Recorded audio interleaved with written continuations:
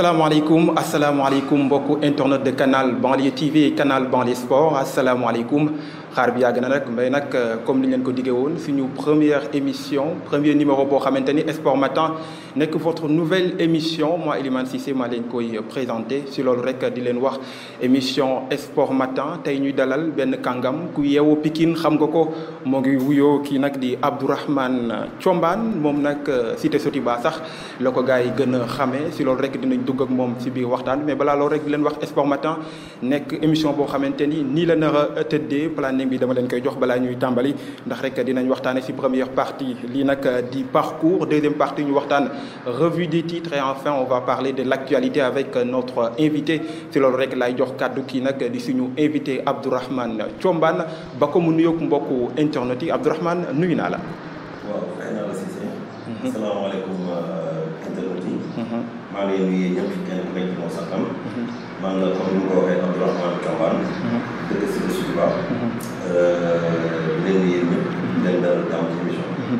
dañu dalal jàmm si émission bi Abdourahmane Thiombane comme ni nga ko waxee sànq rek moom nag manager général fee si AS Pikine la ku wax AS Pikine nag wax ni club boo xam te ni moo nekk représente département bu Pikine fii nag si département bu Pikine te loolu rek laa koy laajee sama premier laaj ñu daal di attaquer directement suñu première partie émission bi nag si parcours la ñuy waxtaanee ak moom Abdourahmane Thiombane sa parcours un peu nga dicté ñu si yow nag manager général AS Pikine mais balaa ngay doon manager général am nga jaar-jaar ñëwatuñu tuuti sa jaar-jaar. ok merci donc comme ni nga ko waxee pour être manager général de l'AS Pikine je pense que am na fa war a jaar am ay expérience yoo war a am donc man pour résumer le parcours maa ngi def suma premières années à l'école de football Yacoub Diouf à l'école 11 jaar si Sotiba comme cadet senior vétéran mais j'ai eu la chance d'être dirigeant de l'AS Sotiba depuis 1996 à aujourd'hui ça fait 24 ans. Donc, je peux dire que je suis un pur produit du mouvement navétane. Et actuellement, je suis vice-président à la zone 1. Et ci biir loolu ci la jàngee administration bi topp ko règlement généraux yi. Et j'ai senti à un moment donné que je pouvais être agent de joueur vu mon parcours professionnel. Donc, je suis financier de formation. Je suis juridique, donc j'ai suivi les cours. Def examen bi j'ai été agent de joueur en 2007. 2007 à 2015. Et comme certainement vous le savez, licence agent de joueur, la FIFA a suspendu ça, tout ce les intermédiaires, qui a viré, mais donc il faudra que je me mette au service de la population. Et je pense qu'à Pikine, finalement, on a AS Pikine les donne. Donc je me suis rapproché, de renouveler les instances. Moi, je suis un manager général adjoint. Je suis juste adjoint de Matar Gaïk, qui est le manager général, que je salue au passage. Et par la grâce de Dieu, le président m'a fait confiance. Et puis on m'a confié en partie aussi la petite catégorie. Parce que moi aussi, il faut que la formation soit faite de façon normale et équilibrée. Donc, donc je pense que su ñu duggee ci waxtaan bi dinaa mën a expliquer fan lañ toll ci liggéey ak AS Pikine. balaa ñuy dugg foofu si AS Pikine sax dañuy wax sa démarrage ci carrière football fan nga tàmbalee si kii nga commencé sa carrière football kax gars yi lay seetaan xam na ni yow nag joueur nga woon avant ngay nekk manager général AS Pikine ñëwaatal ñu tuuti si sa jaar-jaar. waaw sama jaar-jaar je pense que ñi seetaan yëpp ñu ma xàmmee. xam nañ ne ci navétane bi lañ ma xamee comme je disais je suis un pur produit du mouvement navétane. Donc bi ma defee école football Yacoub Diouf école 11 d'abord. Après cadet laa joué. boo joué cadet automatiquement j'ai enchaîné en senior en 6. Bonne année. Donc bi may joué cadet c'était en 85-86. T'avais quel âge? J'avais 16-17 ans. Donc bi may en 87 laa joué wu. Parce que je pense que bu doon def examen. Donc c'est en 88 que j'ai commencé en senior. 88 j'avais 19 ans. J'étais senior et dès le début j'étais titulaire déjà en senior. yaa xanaa groupe bi yaa si gënoon a nekk ndaw. J'étais le plus jeune. Ouais. Et par coïncidence, je salue au passage les gens de l'AS Gazelle hier qui m'ont montré la photo de mon premier match senior en 88 contre Gazelle. Donc on se donne un moyen sur les verts, je me rappelle bien de ça. Donc il faut démarrer, j'ai joué pendant juste 2 mois. Donc j'ai laissé le football à l'âge de 27 ans. Pourquoi? Pour des raisons professionnelles, avec une blessure pour moi. Donc avec la pression sociale aussi, les parents étaient un peu hésitants. J'ai dû être obligé de laisser le football pour me consacrer à ma carrière professionnelle. Mais foofu tamit bàyyiwuma parce que quand tu es passionné de football yàlla dimbali aussi da nga am ci benn talent boo ci am ba nit ñi reconnaître ko bon automatiquement bi ma bàyyi football je suis devenu le président de l'ASC à l'âge de 27 ans. 27 ans nga bàyyi football. coow li xam naa bari woon na. si le quartier avait besoin de moi. Mais comme que j'étais en train de démarrer ma carrière professionnelle. 2 ans durant maa ngi liggéey su ma wàccee midi ñëw jouer. Et par malchance je me suis blessé. Donc les parents m'ont mis la pression. J'étais obligé de laisser tomber le football. C'était quel genre de blessure? Ban genre de blessure? J'avais la cheville déboîtée. Parce que li ko andi mooy 2 ans durant daaw ma entraîné avec l'équipe. Donc j'étais pas comme j'étais. Et puis man sur le plan football je jouais dans l'axe. J'étais très physique. Mais 2 ans yooyu je ne m'entraînais pas comme je le faisais avant. Donc sur un match rek en sortant un ballon ligne de fond je me suis appuyé sur la jambe gauche et puis automatiquement puisque je n'avais pas mis mes protections de bande ak yooyu la cheville a tourné. Malheureusement ça s'est déboîté. Bon je me rappelle c'était toujours contre Gaza toujours. Puis foofu laa bàyyee. Automatiquement j'ai été nommé président l'année qui a suivi alors que samay morom ñuy joué ci équipe. À 27 ans. À 27 ans sama morom yi di joué man ma nekk seen président. Foofu laa commencé am des aptitudes de manager. Bon déjà sur le plan professionnel je suis responsable des états d'une société privée. Et puis même en tant que joueur j'étais le capitaine de l'équipe. J'étais le numéro. En même temps je coachais l'équipe à derrière. Donc foofu laa xam ne foofu laa jàngee tout ce qui est analyse lecture des jeux. xam nga coaching d'équipe. Et puis bon comme j'ai eu la chance de faire de la psychosociologie. J'étais un petit peu au-dessus du lot quoi, par rapport au groupe. Et puis j'étais un leader dans le groupe aussi. Donc ça m'a permis de développer ces aptitudes. dem ci ndànk-ndànk. Donc en jouant j'ai géré les difficultés dans le terrain. Et puis dama doon yombal liggéey bi sama entraîneur. Et du coup bi ma nekkee président aussi. J'ai été à l'écoute des joueurs, de mes camarades joueurs, de mes copains joueurs. Et je pense que c'est à partir de 2096-97 que Sédhiou Souleymane a commencé à être une grande équipe. Bon, nous, bi ñuy jouer, c'était une grande équipe parce qu'on avait de grands joueurs. Mais man, il y a eu un petit vide. Mais bi ma ñëwee en tant que président, les données ont changé. Parce que dañu commencé à avoir des joueurs yu nekk Niayes de Pikine ñu leen di parce que mes copains yi doon joué noonu. Ils étaient au Niayes de Pikine. Les Elwa, les Babou. Donc chaque fois qu'on avait un attaquant qui nous manquait au milieu de terrain, on allait démarcher un joueur de Pikine, Niayes de Pikine, par l'intermédiaire de mes camarades. Et puis moi, en tant que président, on a convaincu pour nous. C'est le Djibi Sembène Nyon, qui n'a pas bien Nyon, Youssou Diallo, tout ça, c'est des gens de Pikine et qui sont venus maït à SSC sur ma forêt. Et à partir du moment où là, Sédhiou Souleymane a commencé à vraiment en faire plus de film top. Donc mon parcours boo xam ne ñi nga xam ñëpp à Pikine c'est pas le football de Nambe. À l'âge de 27 ans nga nekk président groupe bi naan kii moo fi gën a nekk xale jiite ñu nekk président groupe bi est-ce que amul woon ñenn ñoo xamante ni amuñu woon benn genre colère envers toi parce que nga nekk ndaw ba pare bëgg leen a jiite.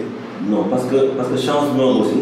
c'est que bi may nekk président fekk na j'étais le seul à Sédhiou Souleymane à être un joueur membre du bureau. Man j'étais membre du bureau 3 ans 4 ans avant may bàyyi fa. En fait j'avais la chance. J'ai la chance à Sédhiou Souleymane je suis très respecté et puis je suis très écouté. Donc j'ai eu la chance ma nekk capitaine d'équipe bi ñu boole ma ci jox ma commission sportive donc c'est quelque chose de d'inhabituel. Un joueur qui est membre du bureau en général ASC dañ koy bañ. Mais man j'arrivais à participer à des réunions et puis que li nekk ci réunion bi parce que am naa expérience bi bon jour duñ ko xam. Donc toujours pour l'intérêt de l'équipe je venais donner mes idées défendre joueurs yi fexe ba affaire dox mais jour bu ñu xam ne ñoom dama ko donc chance boobu la am j'ai été formé par des gens yoo xam ne c'est des monuments du mouvement navétane. Et au passage je salue quelqu'un qui m'a surtout appuyé il s'appelle Mansour Thioye c'est un enseignant par chance de l'électricité moo ma jàngal moo nekkoon sama répétiteur bi may nekk élève bi ma nekkee ci navétane moo ma coaché bi ma war a nekk président il m'a dit Abou maintenant tu peux être président ñun mën nañ ko nopp et su may déglu ñu mën a confirmer il s'appelle Mansour Thioye il est de l'école praticienne. Donc Seydou xam na ko donc mu nekk naa boo xam ne et puis tant d'autres il y a Seydi Seydi qui est au niveau d'Oxygène moom tamit on a fait un cheminement. Famara donc c'est des gens yoo xam ne ils m'ont accompagné. donc bi ñu demee ba ñoom bëgg retiré wu. bi ñu gisee ma toog rek après ils ont senti que ne bon la flamme est entre les mains de quelqu'un qui peut suivre. donc quelque part nag loolu aussi ça a été une charge pour moi. c'est lu xam ne may wax.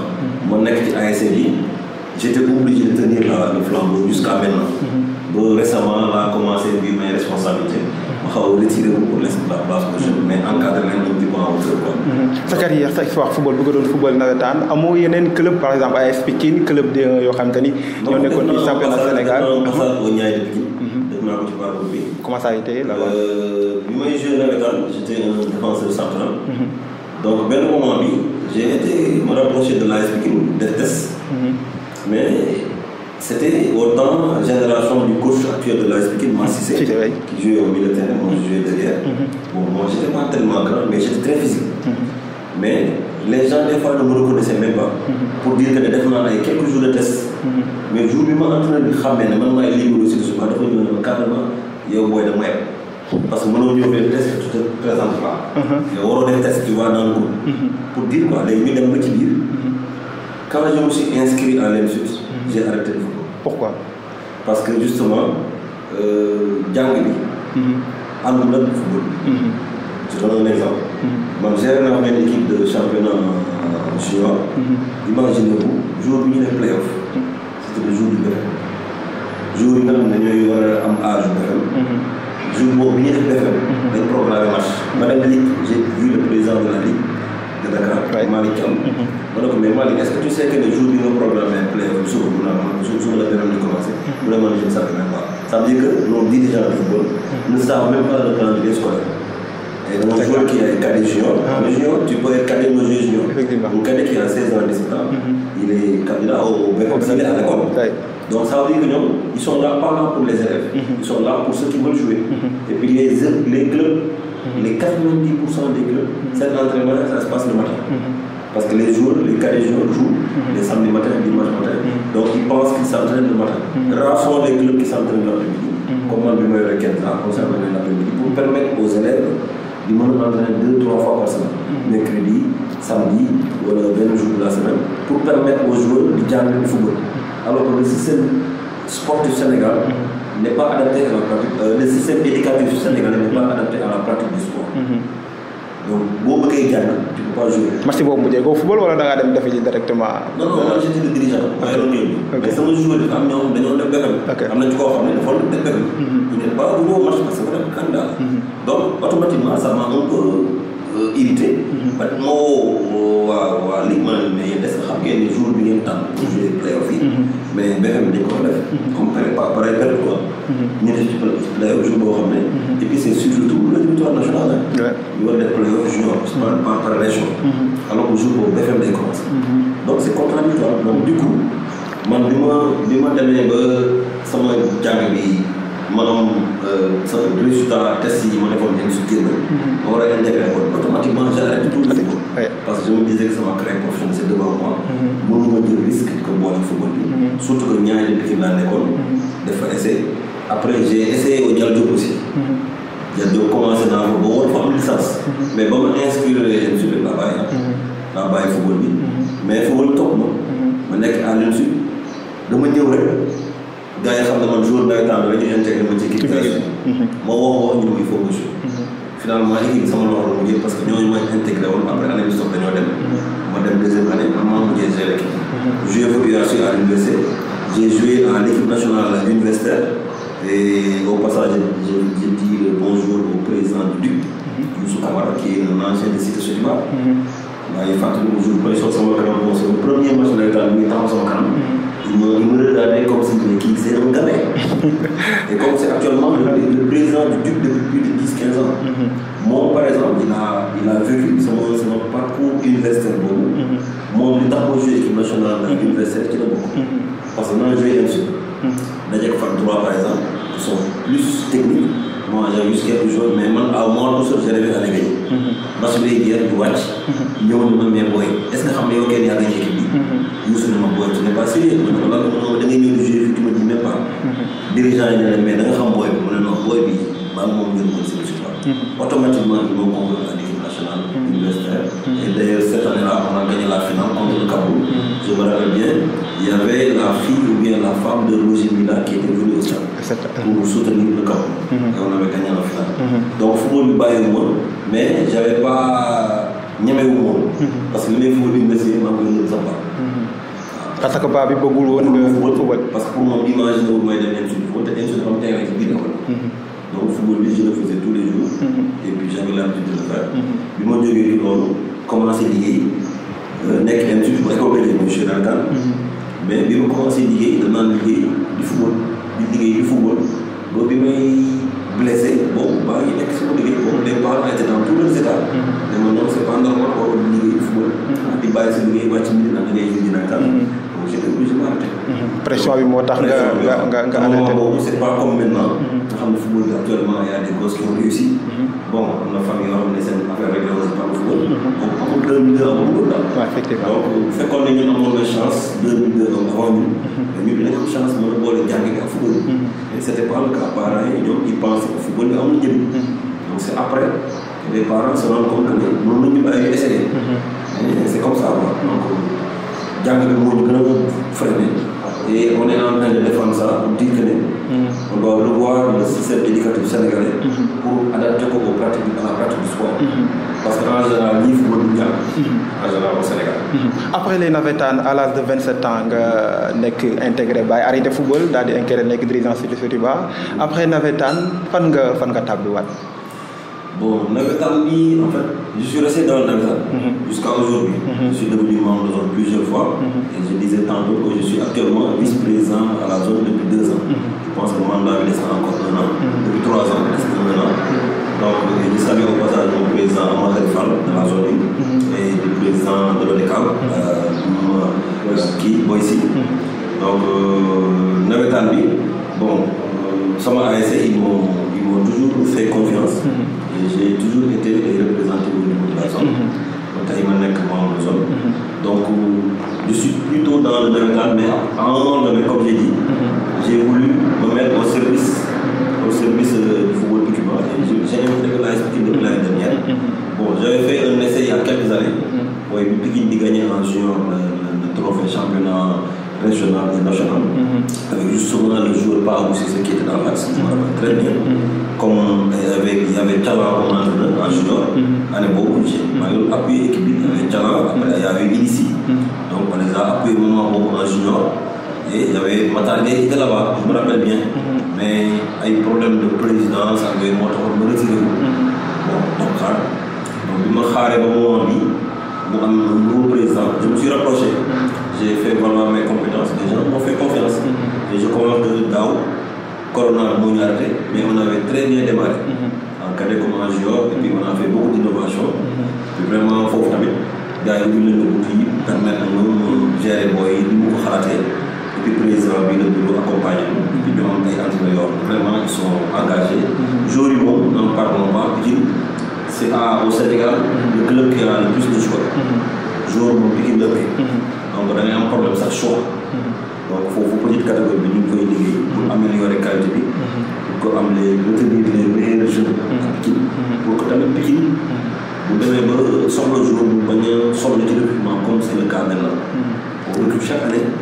te loolu bëgg nañu à moyen terme mu wàññeeku. xam naa loolu sax dinañ si dugg suñu troisième partie ak fi ñuy wax wàllu partie actualité mais damay bëgg desat yow par rapport ak sa parcours ginnaaw bi nga intégré lii di AS Pikine maa ngi gis sànq sa parcours agent de joueur nga est-ce que mën nga ñëw tuuti la agent de joueur le métier de temps de joueur.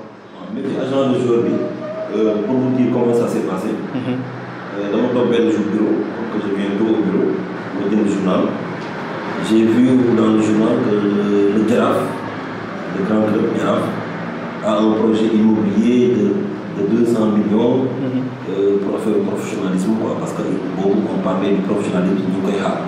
Automatiquement, je me tourne mais ça veut dire que le métier d'agent de jeu va avoir un avenir au Sénégal, puisqu'on va aller vers le professionnalisme.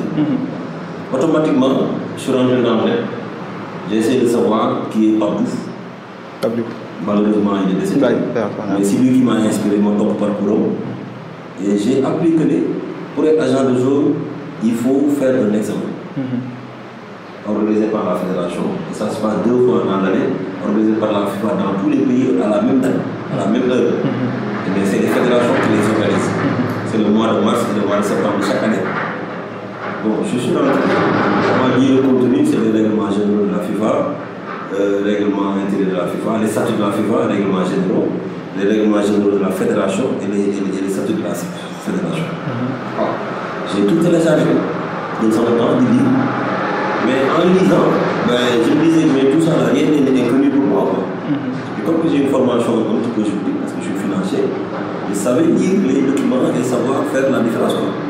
Mais je me suis dit, mais man, j'ai tout pour être un agent de jeu. Je suis dans le milieu. Je suis dans le milieu national, j'ai une ASC depuis plus de 10-15 ans. Aujourd'hui, je suis, au moment où j'étais chef de personnel en société privée, bon, je maîtrisais le droit du travail. Et justement, le football est géré par le droit du travail parce que les joueurs sont considérés comme des travailleurs. Ils ont des salaires, ils ont des contrats, et c'est le même traitement que les employés au niveau des entreprises. Je me suis dit, mais il n'y a pas de raison que je ne devienne pas agent de jeu. J'ai essayé la première fois, il me manquait 4 points.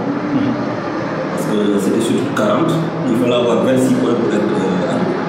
J'avais 22 points. Bon, les gens de la fédération m'ont encouragé. Ils m'ont dit, il te reste une cartouche. Et j'ai eu la chance d'avoir un document qui parlait du transfert de joueurs commenté par la FIFA. C'est-à-dire la quintessence du transfert de joueurs. La FIFA a sorti un document pour ça.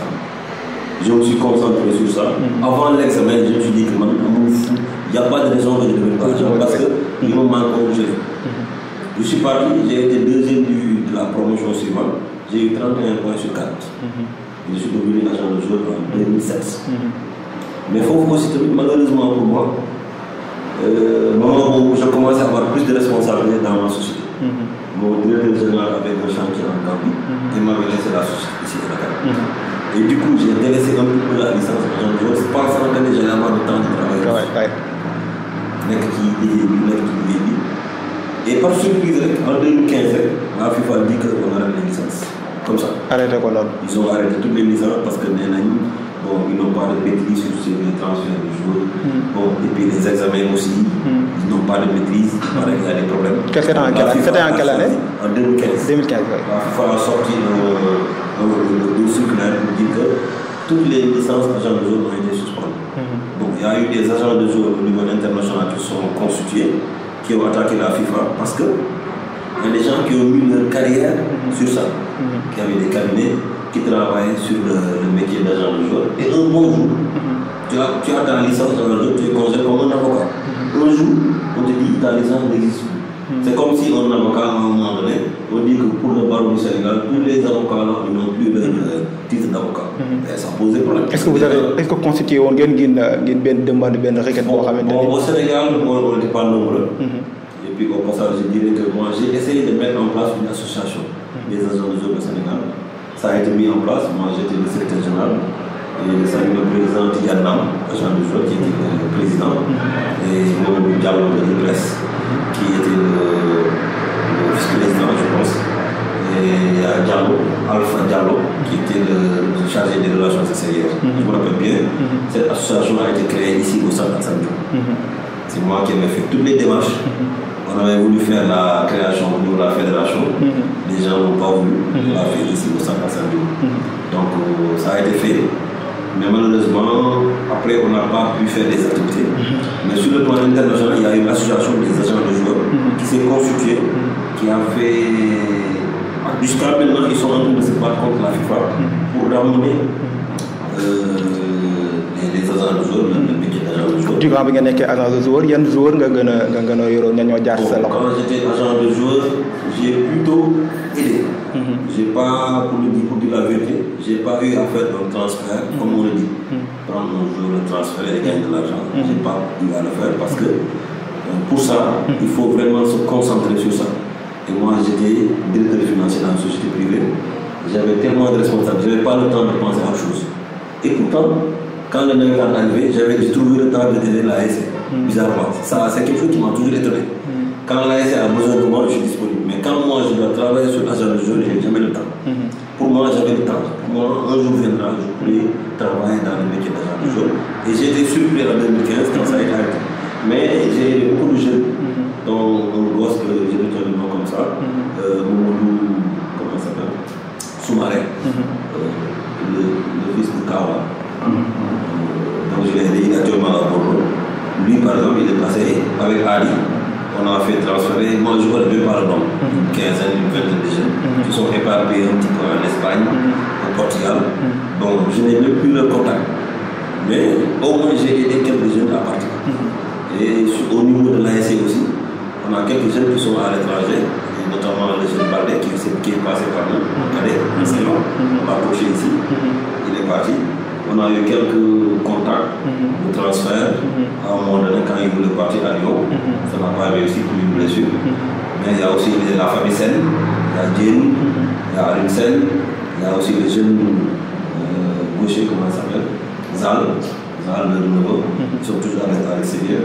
Bon, il y a quelques jours, là, comme ça au pif, des jours de d'autres ASC, de tout ça, de Gazette, que j'ai aidé. Juste pour leur permettre d'aller en Europe et puis de faire voilà, le temps. Mais en termes clairs, nous sommes un transfert dans un club un jour. Je l'ai fait une fois avec le Giraffe.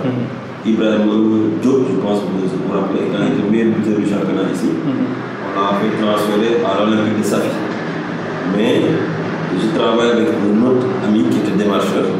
C'est lui qui était parti à Olympique de Safi. Je pense que Chesset les avait rejoints. Et Ibrahim Diop a fait une année. Ibrahim Diop et l'autre, le gosse qui a quitté Dara, qui était au Giraffe. Je oublie son nom, de Guédiawaye. Il était parti avec Ibrahim Diop. Ils ont fait un an à Olympique de Safi au niveau du Maroc. Mais j'ai intervenu à distance sur ce dossier.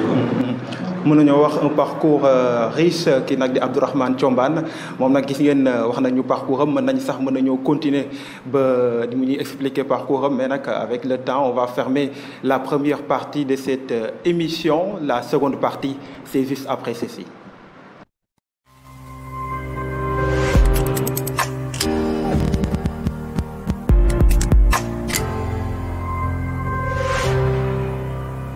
La seconde partie, vous l'avez compris, c'est la revue des titres sportifs.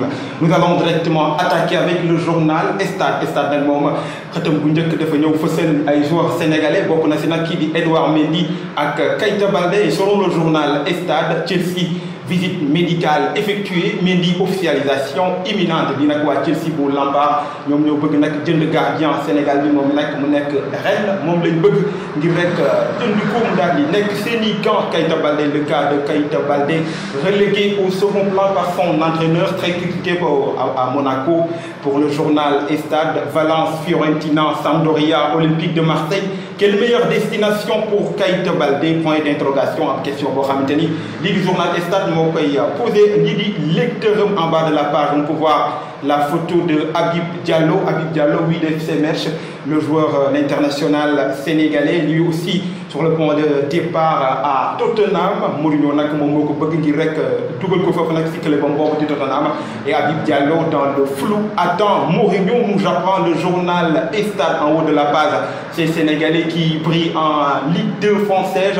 On peut voir Namba, Diallo, Thiaré et Lopi. Et selon le journal, ces talents made in Sénégal qui cartonnent en Ligue 2 en bas de la page. Léo Messi moom nag wane woon nag envie de départ am ngir quitter lii di Barça moom nag dafay mujjee toog lii nag di journal Stade bi di ñu xamal ni Barça élu capitaine par le vestiaire. Messi rassure déjà tout le monde. Après le journal Stade, nous allons passer dans un autre journal qui est le journal Rewmi Quotidien Sport Plus avec la photo de l'international sénégalais, le gardien de Rennes. Il s'agit de Edouard Mendy, lui aussi très courtisé par Chelsea. Et le journal Chelsea, l'accord avec Chelsea démenti, nous apprend le journal. Un autre joueur sénégalais, il s'agit de Moussa Wagué moom nag ginnaaw bu ko Barça allé lii di nag Nice moom nag dafa ñibbi si waat lii di Barça tax rek ba am na yeneen club yoo xamante ni lii di journal Rewmi Quotidien Sport Plus ñu xamal bëgg nañ ko fi nag une nouvelle piste pour Moussa Wagué mën nañ ko xool si journal Rewmi Quotidien en bas de la page avec cette photo de joueur de Crystal Palace. Il s'agit de Cheikhou Kouyaté.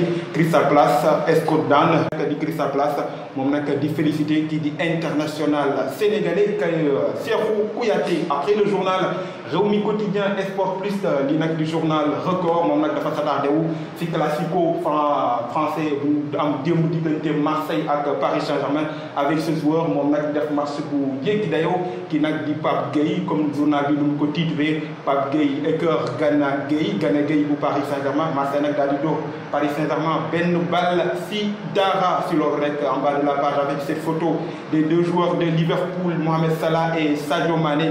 Et selon le journal, Sadio et les Reds l'ont échappé belle, oui, avec un triplé de l'Égyptien Mohamed Salah. Fondé le 14 septembre 1969, la Linguère a 51 ans. Ce lundi di nag di Linguère dañuy fêter seen 51 ans tey jii si altine gi il y a 16 ans disparaissait Mawade Wade. Lutte assiste technique stratégie tactique des experts comparent Modou Lo et Ama Baldé. Sinon rek la ñuy tabué ce journal suñu lamb daal di ndar keppe di nag di revue des titres avec cette affiche ñaar ñi nag ñoo war a daje kii nag di Tapha Tine ak Boy Niang. Et selon le journal suñu lamb Bawol Mbooloo menace de se retirer. Oui ñoom nag combat bii nag ginnaaw bu ñu ko taxawalee ñoom nag expliqué nañ pourquoi rek mu bëgg see génn ki nag di El Hadj Thioune nekk agent de Tapha Tine. On a signé un contrat bien libellé avec Thialis. Il ne pouvait pas nous déstabiliser entre guillemets. Les détails à voir dans le journal Sunu Lamb. Raiba, coordonnateur de Luc Co. Modou Lo, Ama, notre priorité, nous apprend le journal. Modou Lo, Luc n'organisera pas Gris Balla Gaye 2. Interdit de lutte pour Gris Balla Gaye 2. Gaston Meng, je suis tranquille, nous apprend le journal Sunu Lamb. Et a-t-il déclaré Gaston Meng, 6 victoires, 4 défaites par Mbolo, fait de la résistance. C'est tout pour aujourd'hui pour cette revue des titres. Ñu continuer rek ak suñu invité def quelques analyses balaa ñuy yegg suñu troisième partie.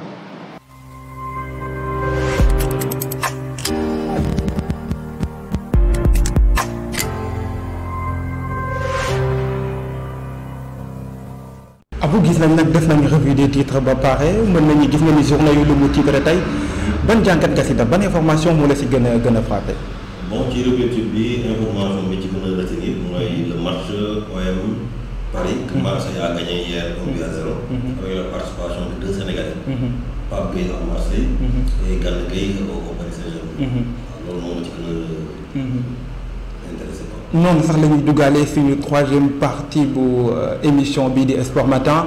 Sport Matin suñu troisième partie nag actualité la ñu waxtaanee actualité nag directement ñu waxtaan effectivement ak match boobu nag doon opposé démb kii di Marseille ak Paris Saint-Germain. Marseille nag moom moo door Paris Saint-Germain benn bal si dara bii boo xam te ni kii di Thauvin moo ko dugal si loolu rek Paris Saint-Germain avec 2 sorties Abou daal di xetee ñaari matcham premier bi nag Lens daal koy dóor démb rek ma daal di amaat défaite si kanamu Marseille début championnat Paris Saint-Germain avec 2 défaites nan nga ko mën a jàngatee. Bon c'est 2 défaites en 2 matchs. day wane rek ne final coupe d'Europe bi ñu ñàkk ba léegi bàyyiwul rek. donc investissement bi ñu def seen préparation boobu. ak tournoi boobu ñu joué c'est très fatigant très lourd. mais bañ fa jógee léegi ak déception bañ fa jëlee ba léegi ils sont pas relevés. te loolu jàngat bi ma ci am rek mooy c'est bien d'avoir une équipe bu am xaalis. avec des joueurs d'expérience avec des joueurs qui ont le talent. mais malheureusement équipe bu toll noonu dafay dis ba nga xam ne quand il y a des problème yi day gën a amplifié. donc ça se voit pas comme ça mais Paris actuellement mën naa ne seen football dafa désarticulé parce que yéen comme seen fort moom lañ perte. donc du coup match bi muy commencé démb Marseille xam na ne am na chance pour fekk Paris terrain gagné ko parce que ils sont pas à 100%. donc tout le monde le savait. tous les Marseillais supporters xamoon nañ ne démb c'était un jour à ne pas rater. donc Marseille bu gagné woon Paris démb dootu gagné parce que après Paris après day ñëwaat parce que bu ñu jógee ci lii après dina am benn choc psychologique bu muy am Après, ils vont faire valoir leurs compétences et leur talent. Parce que, bon, pour dire la vérité, Paris est au-dessus du lot quoi, par rapport aux équipes françaises. Mais je pense que l'année dernière, ils n'ont pas eu de défaite. Mais Rennes, on a commencé avec 2 défaites. Ça veut dire que club aussi, ils ont pris la mesure du Paris Saint-Germain. Ils savent qu'est-ce qu'il faut pour gagner Paris. Et Paris, pour le gagner, déstabiliser, il faut déstabiliser les deux. Ils l'ont éliminé dans un match tactique. Ils ont imposé un match physique. Après, avec beaucoup de problèmes, beaucoup de provocations pour énerver les, pour que nous puissions jouer ces football. Et puis, Charles aussi, Paris, les joueurs, ils n'étaient pas à 100%. On apprend que Neymar a fait un entraînement avant le match. Il avait le Covid. Neymar est 50% au Paris. Donc, quelqu'un qui diminue comme ça, face à des joueurs jeunes. J'ai fait l'exemple, la comparaison entre Pape Gueye et Gana Gueye. Donc, Pape Gueye est beaucoup plus jeune. C'était par rapport à l'équipe Marseille, ils sont beaucoup plus jeunes, mais ils sont mieux préparés. Ils sont plus engagés. Donc, quelque part, Marseille doit gagner Paris sur l'engagement, la bonne préparation, mais aussi la détermination. L'engagement, bonne préparation et engagement, effectivement. Détermination. Donc, ça fait tomber, quel que soit le budget que tu as, quels que soient les stars que tu as, quel que soit le talent que tu as. Détermination, jeunesse plus préparation, de mon côté. Le cas de Gana Gueye. Gana Gueye très critiqué au Paris Saint-Germain. Ba tax ba ñu bari sax bëgg ko génné li nak di Paris parce que dañu lu muy fournir dafa dess parce que au début avec un match très pertinent qu'il a réalisé face au Real Madrid ba ñëpp commencé doon def l'éloge de Gana Gueye mais jëk rek Gana Gueye melni dafa boow ci ginaaw lan mo xewé lan ka Gana Gueye. Moi je suis pas d'avis, je suis pas pour man Gana fait son match. C'est pas lui le problème, c'est l'équipe qui a des problèmes. Si Paris avait gagné la Coupe la Ligue des Champions, comme deux mois, c'est lui qui a Paris.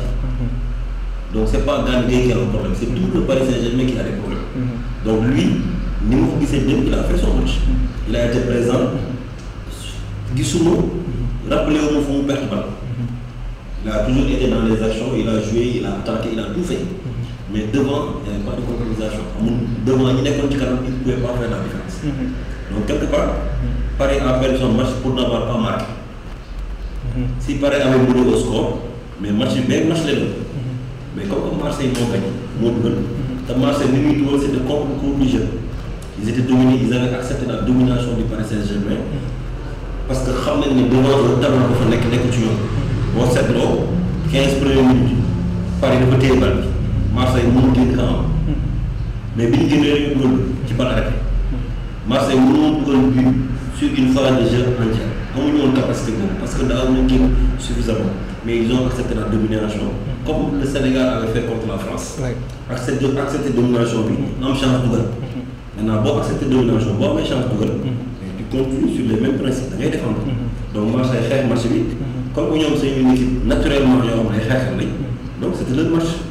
Donc, Paris, ils ont l'habitude de jouer avec des équipes, de jouer, de gagner. Mais pour défendre les espaces, c'est réduit. Mais engagement en plus, bon, c'est l'eau, comme Neymar, il a été provoqué dès le début. Avec un carton jaune, avec l'excentré droit là, j'oublie son nom. L'autre, c'est fait en dessin, c'était pour l'énerver, pour le mettre dans le niveau, il va jouer sous pression. Nous, à tour de rôle, ils ont touché les chevilles de Neymar pour le provoquer. Pour taquiner quoi, juste pour ne pas nous jouer le mot de jouer. Parce que Neymar, beaucoup de jouer le mot de jouer, mais par le moment dans les gagner. Donc, quelque part, Marseille était beaucoup plus près que Paris pour gagner. Donc, Gana Gueye, pour moi, vraiment, talent beaucoup de c'est la preuve, moi, j'ai pas souvenir d'un ballon de ballon d'extérieur. Un milieu qui ne perd pas de ballon, on dit qu'il n'a pas fait son match, moi je ne peux pas le comprendre. Et je ne parle pas, nous sommes donnés que l'entraîneur Gana Gueye n'a pas fait son match. Et là, pour le prochain match, il va être parti. C'est pour dire que c'est l'entraîneur du Paris qui décide, ce n'est pas les amateurs qui décident. L'appréciation du jour, c'est l'amateur, mais c'est les techniciens qui le font. Donc, Gana Gueye, match, les gens doivent le regarder froidement. Qu'est-ce qu'il a joué, qu'est-ce qu'il a fait. Puis, Bango, il aussi.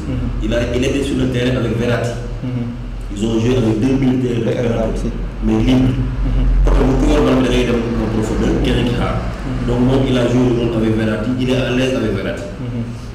ñoom ñëpp c'est des joueurs de talent yu am benn avantage mais c'est l'équipe qui a des problèmes. C'est pas eux qui ont des problèmes mais c'est l'équipe qui a des problèmes. c'est l'équipe qui a des problèmes noonu la ko waxee Abou ci loolu rek la ñuy wéyale waxtaan bi mais parler dans un autre championnat mu nekk championnat Angleterre ni ki samedi gi nag lii di Liverpool moom nag daal di imposé wu si digganteeg ak Leeds dóor ko nag 4-3 avec un triplé de Mohamed Salah ci loolu rek la ñuy waxale ak moom ni continuer waxtaan bi ak Abou. Liverpool début de championnat match bi nag métti woon na mais nag avec un triplé avec un Mohamed Salah exceptionnel ñu daal di nag gagné ñeenti bal ci ñett est-ce que mën nga ñëw tuuti. Oui, j'ai eu la chance de suivre ce match. Parce que dama sax rek tombé ci Liverpool j'avais avoir l'occasion de voir ban état de forme la Sadio nekk. Bon, j'avoue que Liverpool a comment dirais-je fait respecter son rang quoi. Parce que boo seetloo ci biir match bi Liverpool chaque fois mu dugalee benn bi taxaw. waaye égalisé mu dugalaat beneen taxaw. loolu lañ ko jàppee ba 4-3 yi man. C'est pour dire que Liverpool était au-dessus de Leeds. Mais Leeds aussi, ils ont su se rebeller pour égaliser. Chaque fois, ils se sont battus pour égaliser, mais chaque fois, Liverpool est nouvel. Donc, quelque part, Liverpool le faut pour Leeds. Sur le plan, maintenant, attaquant Liverpool, nous avons un défenseur Leeds. Pour nous, nous avons un mais derrière aussi, ils ont pris des buts, il y a eu des erreurs, parce que c'est le début du championnat là. On a vu des erreurs, on a dit contre le Paris. Un défenseur central qui est dos au jeu, jàkkaarloo gardien, bal bi di flotter. loolu amul contrôle foofu contrôle amul place il doit dégager le ballon à touche. wala mu dégager corner wala mu sonner la pour tourner être face au jeu. Quand tu es derrière, tu es dos au jeu, xamoo lu xew sa ginnaaw, tu ne peux pas contrôler le bal. La preuve bu contrôler waaye ñoo ñëw rek. loolu un défenseur central on donne c'est pas permis. Donc am na chance moom il a marqué pour donner son état d'esprit, mais David Salah aussi a su marquer quand il le fallait. Donc Leeds n'a pas eu le temps de prendre le dessus sur Liverpool. Donc c'est pour montrer que Liverpool aussi a montré que c'était une grande équipe. Mais par contre, moi j'ai pas apprécié globalement la prestation de Sadio. Je l'ai vu trop timide, trop suffisant. Tu as l'impression que le joueur il se donne pas à fond. Et là, il n'a pas marqué. Donc Salah a marqué 3 buts. Moi je le compare toujours à Salah. Salah a marqué, moi je dois remarquer parce que quelque part il est comparé en Afrique avec Salah sur le titre de meilleur joueur. Donc quelque part quand Salah marque 3 buts, ben, il faut que vous faites des matchs. Au même titre qu'il a surtout défendu, il a participé au jeu, mais personnellement il n'a pas bien attaqué. Mon attaquant. Donc il ne s'est pas vu dans la surface, Sadio était inexistant. Balimon, pour Doulourou, il a mis l'avantage. Donc quelque part, moi je ne suis pas très satisfait de sa prestation parce que nous avons mal de l'eau. Sadio c'est quelqu'un qui était décisif, c'est quelqu'un qui fait des passes de but, et puis il doit quoi. Mais dès moment, je ne l'ai pas reconnu, bien que son équipe a gagné. Peut-être que c'était un match un peu compliqué. Parce que lui c'est une équipe comme Marseille la même. Nous avons gagné. Donc pour le gagner, il faut que tu se resserres les rangs. Il faut un bloc bas, par contre. Je pense que Liverpool foofu la leen naxee quoi. Aspiré leen ñu après def la compte. dugal ay but wàññi leen mais Leeds n'a pas laissé jusqu'à la dernière minute. ñoo ngi may def siñ sax ni ma émission bi li si def bareetul mais rek def benn tënk bu ndaw rek gis nañu nag di championnat européen yi ñoom presque ñëpp tàmbali nañ Allemagne rek moom moo si tàmbaliwul le 18 lay def démarrage am mais Sénégal gis nañu nag même que sous région bi yéen comme Mali ay yeneen dëkk ñoo ngi jéem a tàmbali seen championnat mais Sénégal dàq seen championnat ba 2 janvier 2021 ban jàngat nga siy def rek balaa ñuy tëj émission bi. waaw jàngat bi mooy déjà a priori il faut éviter de faire une comparaison. Parce que les réalités ne sont pas les mêmes. Championnat yi nekk en Europe ñoom ils ont pu terminer leur championnat. Nous on a arrêté notre championnat ci phase arrêtée. Pourquoi? Parce que ñoom ils ont les moyens de jouer à huis clos. mais pourquoi soo waxee foofu parce que am na dëkk yoo xamante ni ñoom Sénégal ñoo tolloo doole bokk na ci Mali gi ak yeneen dëkk yoo xamante ni ñoom seen championnat ñoo koy bëgg a commencer demee ko Mauritanie. Voilà. Pourquoi on peut faire la comparaison parce qu'on est en Afrique. Oui. La différence c'est que club yooyu championnat yooyu ils sont accompagnés par le gouvernement. ñun fii au Sénégal man je trouve insuffisant l'accompagnement du gouvernement au sport. tey bu ñu demee war a jouer championnat ñu war a obligé di jouer à huis clos. Alors que sur le club ici, recette qui est marché tout, ça permet de régler des problèmes. Donc quelque part, subvention au club dafa des au Sénégal on est en retard. sous-région yi ba ngay essayer de faire une petite enquête nga xool Côte d'Ivoire Mali Mauritanie Gambie bi combien les clubs sont subventionnés nga comparé ko au Sénégal. ba pare benn problème bi je le dis au passage imaginez que le champion du Sénégal il a 20 millions titre de champion du Sénégal c'est 20 millions. Mais 20 millions là 20 millions c'est depuis les années 60 je sais pas ba les années 80 ba léegi ça n'a pas bougé 20 millions. Il y a des joueurs en Afrique qui gagnent plus de 20 millions par mois. Imagine tout un club qui joue tout un championnat 26 matchs pour gagner 20 millions. Mais 20 millions mënu fay salaire joueur pendant la phase année, c'est pas possible. Voilà, da nga jàpp ni état moom war a accompagner lii nag di. Il faut la ligue comme la Côte d'Ivoire le fait, le Mali et les autres pays dañuy jël subvention jox club de L1 de L2 bu tolloog seen temps tolloog seen moyen. Mais day tax football mooy def les dirigeants de ces clubs là bañ a nekk daw pour faire leur salaire. Donc ñun championnat bi si on n'avait pas la chance d'être accompagné par la mairie. Ce serait très compliqué. Tu veux pour le 2 ñu tàmbale championnat bi. Tu veux pour le 2 championnat bi ko mën tàmbale parce que déjà le problème du championnat sénégalais c'est la fermeture du stade Demba Diop. C'est le premier problème. xam naa loolu sax beneen émission. Parce que les joueurs de Dakar n'ont pas les jouer à Pikine et à Guédiawaye. Oui, c'est vrai. Donc Demba Diop pose un grand problème et je me pose la question Demba Diop bu tëjee ba léegi lan moo tax. loolu sax xam naa beneen ponk lay doon beneen débat lay doon abu nag yegg nañ fi ñu cappaandaw gu émission bi dañ lay ba rek nga tàggoog mbokk internet bu Canal Banlieue TV et Canal Banlieue Sport. Voilà merci Cissé donc maa ngi remercier ci invitation bi. di leen souhaiter une bonne continuation. di tàmm suñu internet yi. di leen jox rendez-vous benn yoon. et puis di leen souhaiter rek ne émission bi ça les a plu.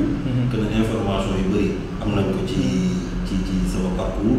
ci sama vécu. mais aussi tamit que ne diñ leen présenter neex na daal. donc di leen jaajëfal. ci invitation bi ak émission bi mu demee. pour vous dire que vraiment émission bi gis nañ suñu bopp. ça parle de sport. te ñun football bi mooy suñu passion. donc chaque jour ci la ñuy nekk. moom la ñuy dund. et puis bon je pense que lu mel ni Pikine Sénégal bëri na ñu ko bokkal daal. je pense que lii c'est un peu apprécié daal. noonu dafa demee lu duuf si nag bi nag xajul si cin bi mën nañoo waxtaane leneen am na ponk yoo xam ne sax tënkoon nañ ko bëggoon nañ ko waxtaan ak Abou mais nag temps bi moo ñu ko mayul si loolu rek mbokk internet yi loolu la ñuy tàggoog yéen di leen dig daje beneen yoon vendredi incha allah si beneen invité mais nag continuer leen di ñu seetaan si Canal Banlieue TV Canal Banlieue Sport di leen wax doo leen ko raté benn yoon derrière la caméra nag c'était Alioune Dian moom nag moom moo doon assuré lii di nag direct bi Elimane Cissé moo nekkoon si waxukaay gi mbokk internet yi di leen jaajëfal bu baax a baax dig daje suba incha allah si yeneen i jafe si Canal Banlieue Sport jërë ngeen jëf.